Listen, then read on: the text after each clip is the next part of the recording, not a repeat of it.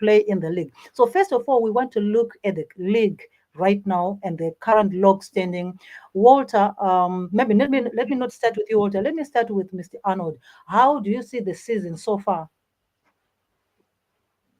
Yeah, I think so far it started well. Yeah, but Scotland they promised the match during the off season, but things are not moving on. Or I think it's the expectation. But looking at the scenario, say as a former player and also as a former coach, I think they are doing well because they are in the top three. Yes. But these sponsors they expect victories each and every game. Yes. Then looking at the club like Ingez has been doing well. It's unfortunate they lost to T1 last week, but they have started well despite those in-house problems. You remember the issues to do with Ingez, issues to do with fines, paying Benjamin Marwaru, paying Bongan Mouth and stuff. Then when you look at the perennial giants like Dynamo and the Highlanders, I think things are not looking good for those clubs. Yeah. In terms of signing, in terms of sponsorship, there's been a very serious challenge. Look at Cape United. As of last week, they were second from bottom. Yes. And today they lost one to Bigita Minerals. Yes. And it is putting much pressure to their president, Faraj Jere, because remember Faraj Jere at some stage he said Lloyd Tembo is the life coach. Yes. That results are not coming.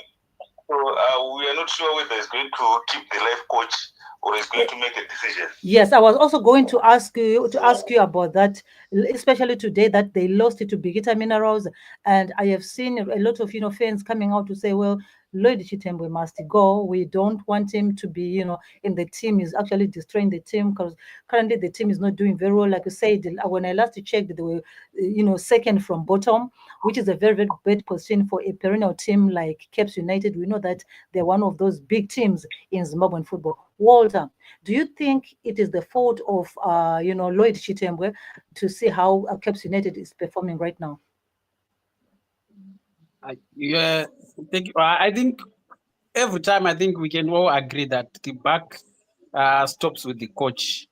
I think we can fault him to some extent because some of his selection it has been questionable, and the way he chose to play more defensively, not attacking like he was doing previously. So I think that's where most of the problem is, and that's where the fans are complaining that is more like this season it comes more like a defensive minded. But also we also need to look at also the ownership of Parajere. Are they doing enough to bring the firepower that Yim Chitembwe wants? Or also is the sponsorship enough? Because if we are looking at everywhere worldwide, football is revolving and money is becoming the node of the day. That's what is making football revolve these days. Look at even before, even in England, we used to know United, Arsenal, Chelsea, but now we are talking of City because they have the money.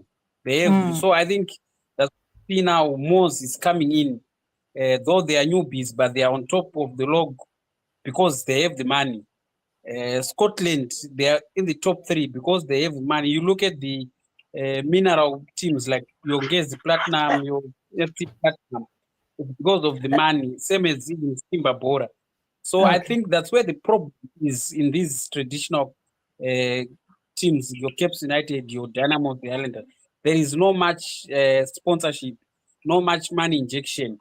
Even if it's Walter, there, for example, okay, so Walter is talking about there is no sponsorship in these big teams. There is no money, comparing them to Scotland, comparing them to Moose. Alfred, do you agree with that? Yeah, that's very true. That's very true. Like if you look at Moose and Scotland, I think their things are well in order. Recently, is like Moose, they recently renovated Ngoni Stadium in Norton. and tomorrow they are playing against Dynamos in that stadium. And that alone speaks volumes about their financial capacity. So we can safely say that the finances are some of the contributing factors in how Caps United has been playing. But what about also when you want to look at Dynamos, at Highlanders? Those are also some big teams who have not also been playing very well for themselves. We can also attribute that to the financial situation. To the great extent, like a Dynamos, yes. For Dynamos, it's a combination of factors. For Dynamos, the combination of factors. Both one, there's this Bernard Marriott scenario, this guy who claims to own Dynamos. Then there's also issues to do with finance. Then there's also issues to do with selection of coaches. I see. Now, Walter, you wanted to say something? Yeah, as you said, I know the issue at Dynamos, you look at the issue of Marriott. I think even Sakunda, they've been saying it. Because though they are sponsors for Dynamos, but I think they are holding some of the finances because they are saying, Dynamos, put your house in order. Especially the way Marriott is looking at his son also being involved. But as I was saying, we also come back to that issue of money to say, your Dynamos, your Islanders, your Caps, are they able to compete with Moors? Are they able to compete with Scotland in terms of signing players and in terms of paying these players? Because at the end of the day, in Shona they say players who need where they can also, where they can get the money come month end, they have something in their pockets. If you check it, Islanders, each and every time, every season, they have this problem of players not being paid. So you see, these other players, the other teams, they've mastered that. They make sure that it's like, for example, Simba Bora. I don't think they have that much money, but Simba, what he just mastered was to make sure that his players are happy. The players are okay. Yes. So I think that's what is a major blow, especially at Dynamos now. Okay. Yes. Okay. Now again, gentlemen, let's take a look at Kwekwe United. We have just been promoted. Last week, I felt so bad when I noted that they were unable to reach the venue on time. They ended up changing, in the bus, just running straight to the stadium to play. What should be done in Zimbabwean football in order to see some of these teams to be financially, stable, at least to have the basic needs of having, reliable transport and other logistics that can see the game, flowing nicely? I have to go, Alfred. I think Mr. Alfred can help us with that. Okay. If you want to run this the league in a professional way, when the team gets promoted, the PSO have to ask for some financial, their financial book, so that they need to understand the capacity of the team. One. Then two, there are things which are very basic, like issues to do with transport, issues to do with hotel and accommodation. Because each and every team, they have to know that for them to qualify to play in the Premier League, they need to have at least 650,000 to cover the entire season. Yeah, but the current scenario is very worrying. Like the Kwekwe one, because Kwekwe, when they were in Division 1, they promised so much, but it's more like a dump where you promise so much and you don't deliver. So I think Premier League, they need to look at standards, like what other clubs like in South Africa and Europe do. They need to enforce issues to do with their financial status of each and every club and see if it has got the capacity to participate in the Premier League. Yeah. Very, very interesting. And still on that again, we also want to look at Triangle. We also see that. I don't think I can. Yeah, I think on the issue, it's a bit tricky. Why I'm saying so, it's the duty of the PSL to pay clubs each and every month. So the question is is PSL paying those clubs each and every month that money that, because they cannot gazette a club to say you need this financial muscle to be in the PSL, because every club has to be paid a certain amount to be in the PSL by the PSL. So if the only thing the PSL can do is, if they are paying these clubs that money, they have to just make sure that the money is used accordingly. First of all, Okay, I get you.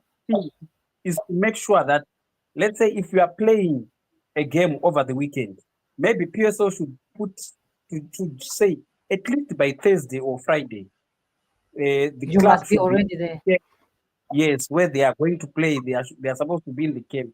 I think that way can help to some extent. But I think there is a problem in the way things are managed from ZIFA to the PSL. There's still a problem there, because look, even at the recent game, the Independence, the teams had to I travel the think very same. that one is the story that we're going to look at on its own, is because it's actually a big one on its own. Now, Mr. Alfred, Walter is actually saying that the PSL pays clubs a certain amount of money for the running of the games during the season. So it's actually saying maybe the PSL should first of all find out, are they paying these teams on time? Secondly, they should also be able to monitor how that money is being used. Is it being used for the things that it is supposed to be used? And also maybe gazette something to say teams should be around the venue maybe a day or so before the match, so that they, avoid some scenarios like what we saw Kwekwe happening. Do you agree? PSL, I don't think they pay clubs. I think maybe the South African League, not our local league. No. Of course, they've got the sponsorship, but look, like what you said previously, the league, for one to win the league, to run a club for the entire season, you need something. You need a minimum of 650,000. So that's the scenario. Oh, I get it. Now, again, Triangle. We saw, like I said, I wanted to talk about Triangle. We're saying Triangle, they're also struggling very much. And recently they fired Luke Masomere, saying that, he just not being, asikuita basa rake nemazvo handitika. So now, that being said, I also want to ask you, is it the problem of Luke Masomere being a bad coach, or it is the issue with the Triangle, overally, like in terms of player acquisition, in terms of the management and everything? What is really the problem with the Triangle? Of course, we understand they're a new team that is just coming in. Usually some of these new teams, they encounter some problems. Now, is it the coach whom we saw them firing, or what?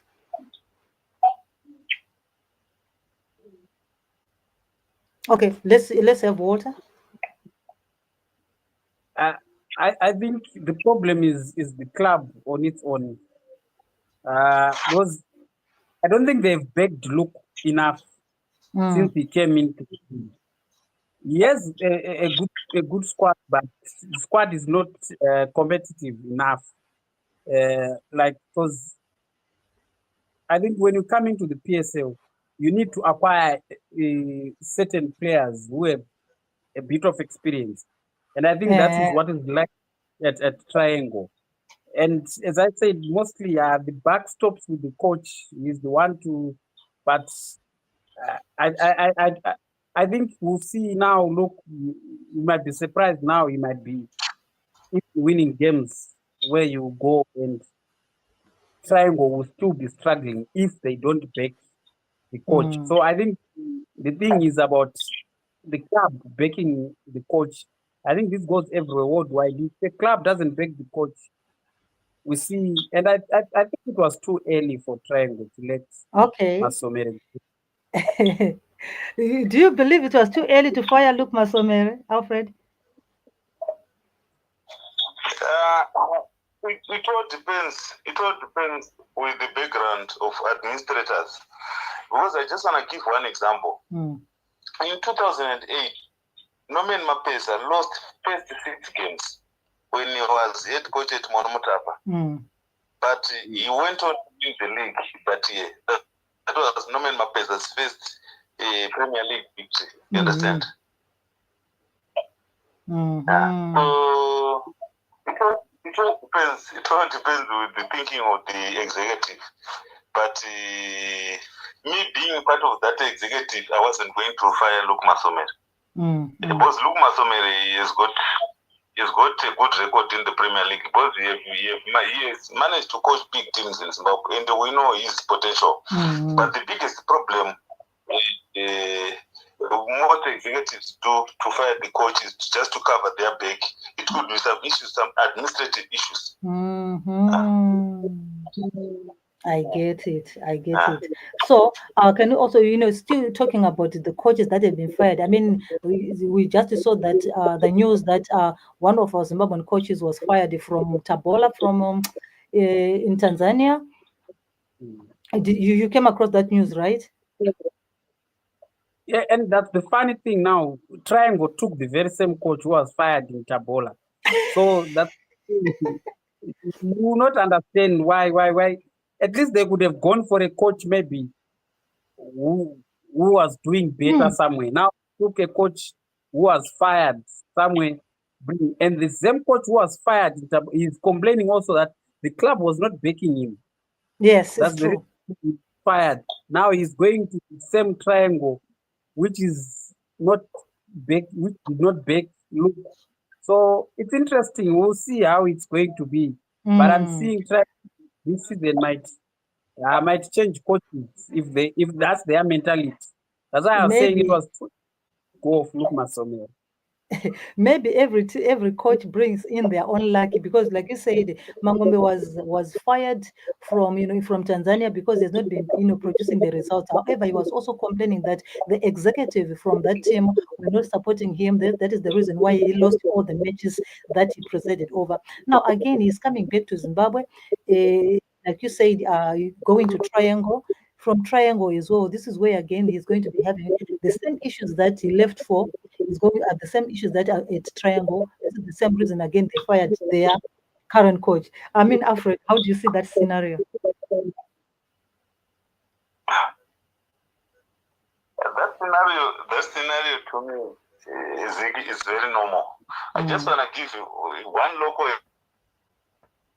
example. Masomere was fired from Triangle. But 48 hours later, he was unveiled as the technical director of Hard Rock. Yes. You understand? Yes. In ambitious in one side. Yes. Then Genesis failed to produce results in Tanzania. Then the next morning, he was in Fast Jet coming to join Triangle. So what happens within the coaching fraternity? Jeff Moyes was fired at West Ham. Then the next morning he found himself at Everton. Yes. So it's common. It's very common. We can't run away from that recycling issue. It's very common. But my biggest worry. Huh? You said what, Walter? I don't know. Yeah, we can say it's common, yes, but the thing is, we have to look at.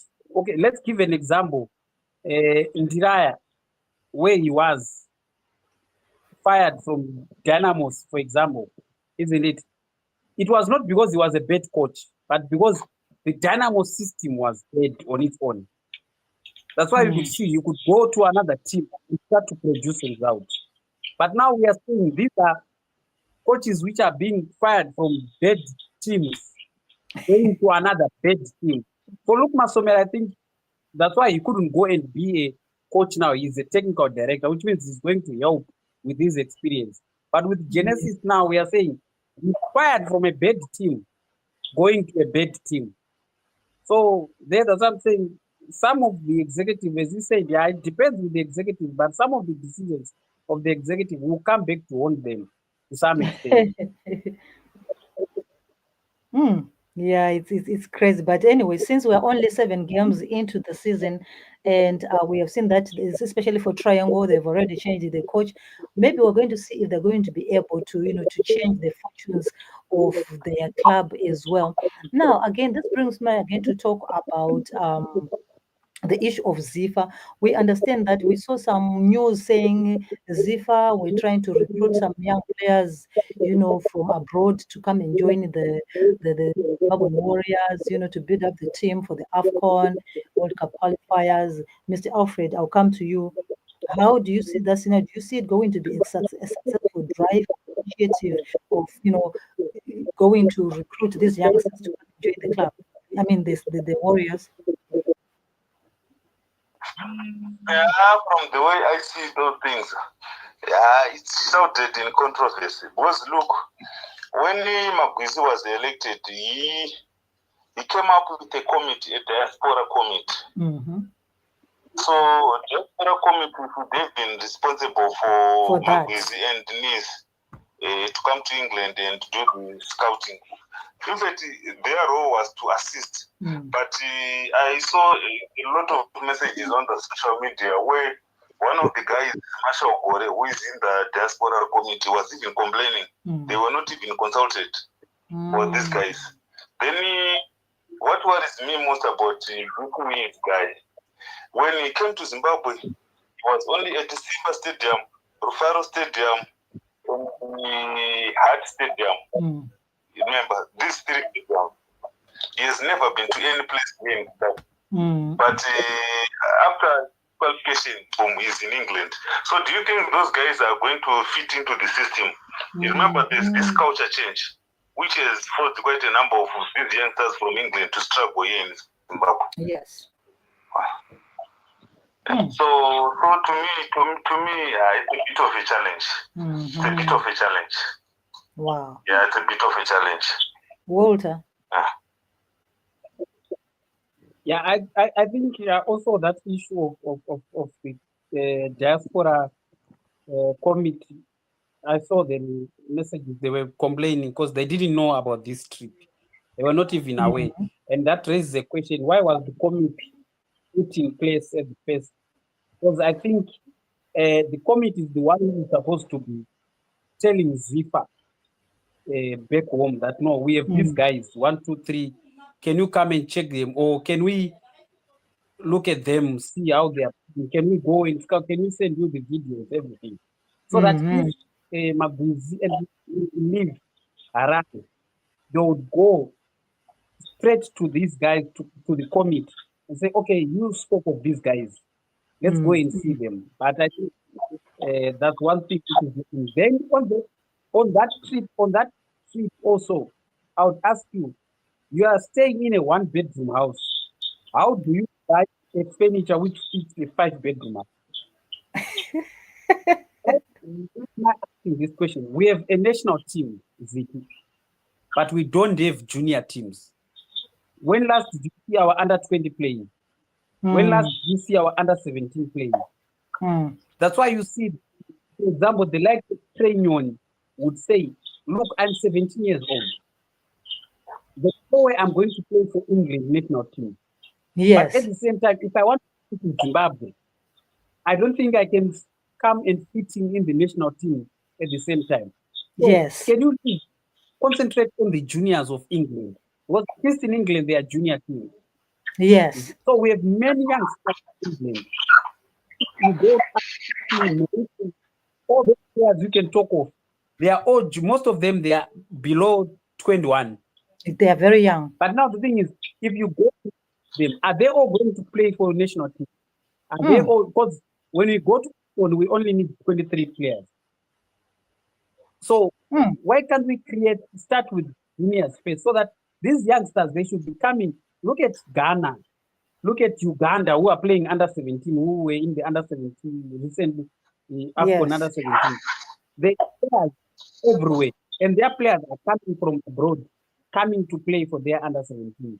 So for me, this is, I don't see this working, and I don't see it to work, because there are more than 50 players, Zimbabwe players in diaspora, youngsters. Okay. And okay. we the next team. Okay. So what is saying there are plenty of youngsters. Why don't you start with the development of under 19, under 23, under 17 instead of just taking the youngsters and wanting them to go direct into the national team? Alfred, how do you see that? I think I think what is correct because look, these guys want to scout these youngsters and bring them to the national team. But to me, it's a bit of a challenge because look, is this youngster called Marita Savazia? You Yes. understand this reserve goalkeeper? Yes. He has never been used in all the games which have been played. He has never been used. How do you know that that youngster is competent? And then on top of that, they go and spend Zifa's money in England looking for this youngster. Yet when they come here, they don't use them. Yes. They blamed Norman Mapeza for not using these youngsters. Like when a white man does this, it's normal. You understand? Wow. Well, yeah, So yeah. these are So the initiative on its own has already started on a very rocky start. And, usually when things start to appear like that, then there's likely to be some problems in the future, in as much as building the team is okay. But I think it should also be built, along set standards and also step by step, like you're saying, they have to have, all the stages of football, not to just take a 17-year-old boy. You want them to go and compete with all these big players, the Mo Salahs, in the national team. They're still young. Some of them, they're afraid of injuries and this and that. They still want to grow their talents and stuff like that. But anyway, now still on the national team, we know that we have the AFCON qualifiers that's still going to be taken. Not qualifiers per se, the AFCON finals. Are they trying to recruit these youngsters for that final, or it is actually for the future?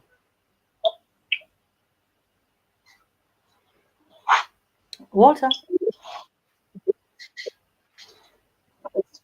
Walter. So can you come again? I said these youngsters that they're trying to recruit from England, they want them to be part of the AFCON team, or it's just a future initiative of building, the squad According to them, the way I heard from both Magwize and Miss, they are saying it's for the AFCON. for So AFCON. I don't know. Yes, and I don't know. Are they trying to this AFCON? They want to go just to give these youngsters experience, then probably target the 2023 AFCON. I'm not so sure. We'll hear about it. But that's what I'm saying also. I think for me, the way I'm thinking, let's forget about the World Cup. Let's play youngsters on the World Cup qualifiers. At the same time, we also use those World Cup qualifiers as a preparation for the AFCON. Once we look at our financial state, I don't think we'll play many friendlies before the AFCON. I don't see it happening. Also looking at our Zimbabwean calendar. Okay, We okay, are now Walter, sorry, I have to cut you because it seems like your line is not very, very clear. There's something wrong with the audio. I cannot hear you clearly. There's some. Anyway, let me ask Mr. Alfred. Mr. Alfred, before we go, like I said, we just want to have 30 minutes. Before we go, is there any other aspects of our Zimbabwean football that you just wanted to look at, or maybe an area that we think we can pay attention to?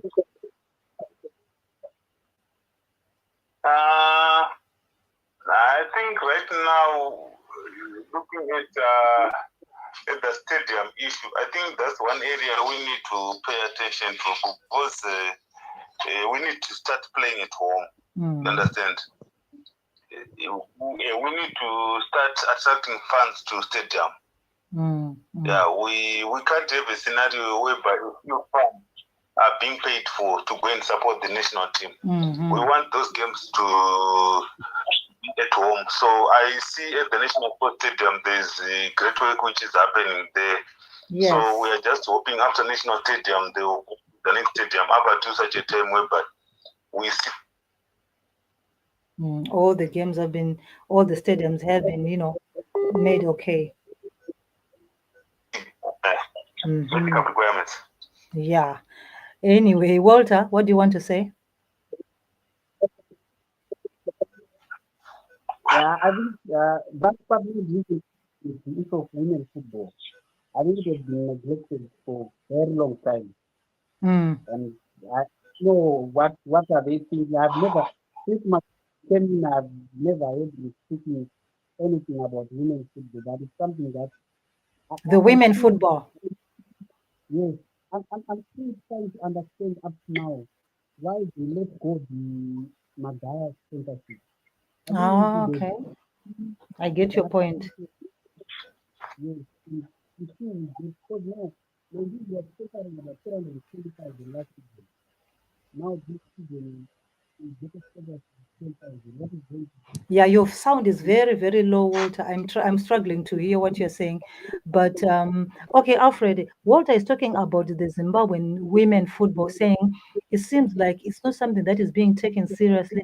And yeah, it's not something that is being taken seriously. Do you agree with that? Yeah, I agree with Walter because at some stage I thought having a vice president, a lady, she would advocate for women's football. Issues to do with the development, issues to do with social funds, issues to do with paying those young ladies off. Because at the end of the day, they get exploited, those young girls, because they are not being paid. Yet they spend most of their time at the top. So maybe they are working out something. Maybe it's too early. Okay. We may just need to wait and see. But having that Loveness Mkura there, because she once played football, she has got a background of football administration, so we're just hoping she's going to push for women's football to be up there in terms of competition with male counterparts, and also they have to be remunerated well. Anyway, I mean, Walter, you are the one who raised this issue of women football. I remember some other time you were talking about the issues of sponsorship in women football, and we know that there used to be, Walter Magaya being, sponsoring the league, and now that we've started a new season, and you were talking about that, maybe you can shed more light on that aspect. Yeah, as I was saying that it's still something that one needs to understand. I thought they were supposed to stick with Magaya sponsoring the football until at such a time where we have a sponsorship which wants to inject more money into women football. Because now we cannot let a sponsorship of 320,000 going to a sponsorship of 10,000 US. And mind you, Magaya last season got to accommodate all the women teams at his hotel. But now, if we are talking of, imagine saying men's teams are struggling to travel or to be accommodated. I think it's going to be easy for women's football. But And what I need to ask you, was the 10,000, was the 10,000 sponsorship or it was a donation? it's a sponsorship. Was the 10,000 given to the women football a sponsorship or donation? Some of these guys, we don't understand their motive. So, sponsorship and donation, those are two different words. Exactly. It wasn't clearly stated. So, it's a bit of a challenge to understand. They said to win people, but these guys will be fighting to have fighting for some top posts. So, they do it in the name of donation, but it doesn't come out clearly. Maybe reporters don't know how to write donation and sponsorship. So we didn't see these words clearly. No, but Zifa had a press conference. It was their press conference, not someone else. It was Zifa's press conference where they announced that it was 2,000 US sponsorship. Maybe it's part of other sponsors. They're also part of other sponsors who are joining in. Which means they are supposed to be clear on that, because this is now they have to be clear on that it's part of the sponsorship. But for now, we just think of it as 10,000 sponsorship, as they said on their press conference. But is Mr. Magaya still there in the women football? No. And what was the reason for his withdrawal? Because I understand that he has been part of the women football, very, very active in sponsoring a lot for the women football. What was the reason given for them not to, for him to leave? Mind you, Magwizi, when he came in, wants things to be, he's saying he wants things to be structured, to be professional. So the Magaya deal wasn't a ZIFA sanctioned deal. Should I say? It was something that unwilling for the love of football. And also to some extent we can look at it as maybe it was some part of saying he wanted the ZIFA position. President. So he wanted to, yes. So now, since that's what I'm saying, this is a sponsorship. So now Magwizi is saying we have a sponsorship due now in place of 10,000. Yes, not someone who is just willing to help, no, but a sponsorship due. So that's the other thing. Now it's very, very clear, Walter, what you've said. Well, yes. Did you hear that, Alfred? No, Walter said the issue was like this. When Mr. Magwizi came in with his leadership, he said, well, they wanted everything that is going to be happening around Zimbabwean football to be well structured. Now, it means that the Magaya, sponsorship of women football maybe wasn't really ZIFA sanctioned. Therefore, since they're saying they want everything to be, sanctioned by them, so maybe this is the reason why Magaya had to withdraw his sponsorship or to move out. Or also, maybe Magaya, was sponsoring because during that time, remember, he was campaigning a lot to be the president of ZIFA, doing a lot for football. But then again, it seems to bring me again to these issues. Why not just work together with anyone who is football loving for the greater of the game, Yeah, that's very true. That's very true. But from libel sources, Magaya claimed to have sponsored women's football, but in actual fact, there wasn't any money there. Wow. In that tournament, they were not even given anything. Wow. That was just propaganda. Wow. Wow. It was just propaganda. Yeah. So, so sometimes things. So yeah, so that's the problem. Okay. Okay, I get it. So I mean, there's always some hidden issues with the Zimbabwean football. I think if only ZIFA can put its houses in order and be able to lure in sponsorship, I think all these things won't be any problem of having individuals, coming in from that side, so that even if there are some individual companies or individual businesses who want to partner with ZIFA, it can be done openly and not in the end, just waste somebody's time. We're talking of young girls who are playing professional football, you cannot just waste someone's time by offering things that are not there. I just think it like that. So there are plenty of issues that are happening in Zimbabwean football, but we are going to continue to follow on it. Gentlemen, if you have time, let's do this all the time, let's continue to be doing some of these discussions all the time. I will try to promote the page to make sure that I share it with a lot of people, because sometimes we don't come here all the time. Our viewership, sometimes they don't know if we are coming or we are not. But if they know that these people are going to be here maybe every Tuesday, we might fail to be on Tuesday, maybe every Sunday, then they understand that we're going to be having a show. And then they love, Zimbabwean football really love discussions like this. But sometimes, we don't have the time. Mr. Walter, thank you so much. I always love to have you here. Thank you very much. And okay, just hold on. Don't go anywhere. I want to ask you something later. Mr. Alfred, thank you so much. Thank you. Thank you. I know I always have to pull you and push you. I always have to drag you and push you. we need your football voice. Okay, thank you so much. Goodbye. Okay, bye-bye. Okay, bye. Walter, we have seen my game at Tamba. We have seen Manchester United. We have seen Liverpool. Oh, Liverpool was still playing. We've seen Arsenal. We have seen another surprise was what? I can't remember. What happened today? I think the thing is, for example, let's say United, with United, after the Europa game, Ruben has said it, that he is not going to prioritize EPL now because there is no chance. Oh, Yes, because there's no chance United is going to go to Europe through EPL with their oh, position. But if oh, United wins Europa, they are going to go. That's why you see today there was Fredrickson, there was Amas in the starting 11. oh. You have So the nailed only way, it. yes, he wants to use the Mourinho. If you remember 2017, Mourinho did it. He won Europa, Okay. then he qualified for UEFA. So I think that's the ticket he is trying to use now. So I don't think we'll see any, because United only needs 2 points to not to be relegated.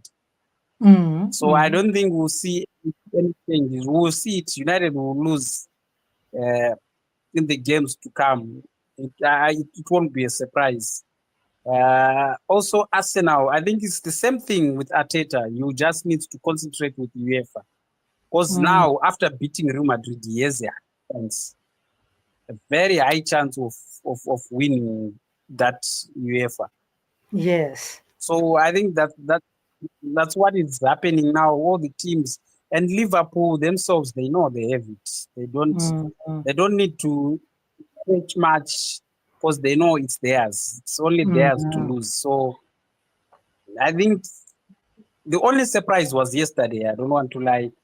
Newcastle being hammered Eh, by Aston eh. Villa for me. I honestly I didn't see that coming. I did not see Mm, that coming. You know, maybe Unai was very angry after being knocked out by PSG. I don't know.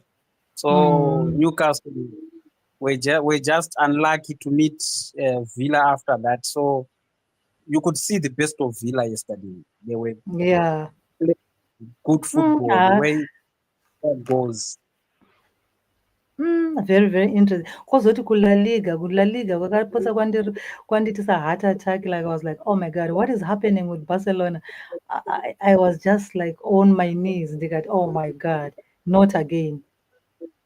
That's the thing that we are talking about now. Most these teams which are in UEFA, they are, and it's a bit tricky now for Hans because he has to balance both the league and Eh, UEFA. So that's why you see his team here to bench Yamal, though he had to come in now and change the game. And it was a good game, though it was intense, but it was a good game. I really enjoyed the game yesterday. I thought mm, it was the third goal for Ceuta. I thought it was done and dusted. I it thought was done, no, yes. but those changes made a big difference. You could see when they came in, they knew what they really wanted, and they. But now But the other, mm, the defense. also looking at how they played water, unovaona vachibudirira kuCopa del Rey.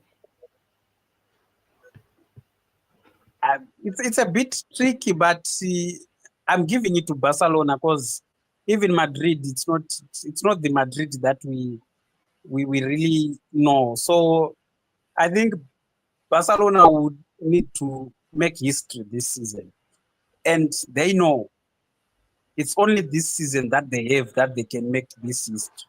But But now you saw the news of Lewandowski, that Lewandowski is injured. Without he has been one of their star men. Do you think they're going to be able to hold on without him? I'm a little bit.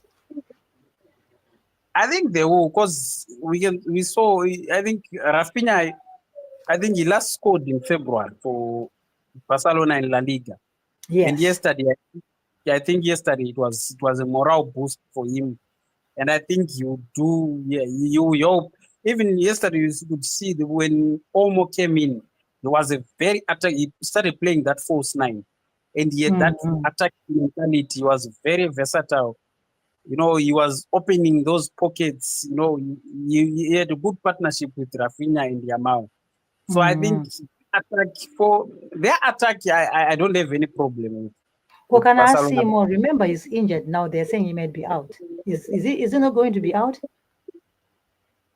we'll see. Maybe they will see maybe today or tomorrow. We'll hear what the medical team say, because I think it's being assessed to see how severe is the injury.